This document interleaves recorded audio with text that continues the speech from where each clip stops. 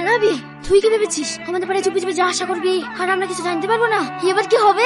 আমার ভুল হয়ে গেছে, এবারকার মতো তোরা আমাকে ছেড়ে দে, তোদের পরে আমি আর জীবনে আসবো না। এখন এই কথা বললে তো হবে না, সেদিন একই কথা আমিও তোদেরকে বলেছিলাম, তোরা আমার কথা শুনেছিলি? ভালো করে মনে করে দেখ। কি হলো মনে পড়লো? কার সাথে কথা বলছি? মার ওকে, কান ধরে বস কর, বস কর।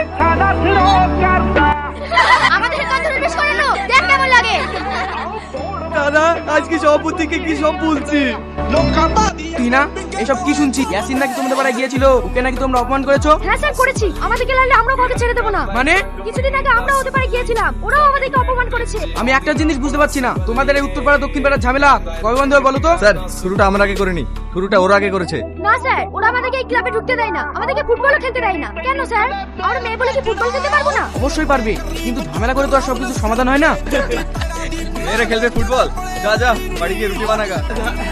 স্যার আমরা খেলবো ওদের সঙ্গে ফুটবল ম্যাচ, যদি আমরা হেরে যাই তাহলে আমরা কোনোদিন এই ক্লাবে পা রাখবো না, আর যদি ওরা হেরে যায় তাহলে কিন্তু ওদেরকে কোনোদিন এই ক্লাবে পা রাখতে দেবো না। এসব কি বলছো? তোরা খেলবে আমাদের সাথে ম্যাচ? হ্যাঁ, কেন ভয় পাচ্ছি? তোদের শর্ট টাইমে রাজি, কিন্তু টোটাল 3টে ম্যাচ হবে। ঠিক আছে তাই হবে। তাহলে স্যার কালকে ম্যাচের ব্যবস্থা করুন। ঠিক আছে।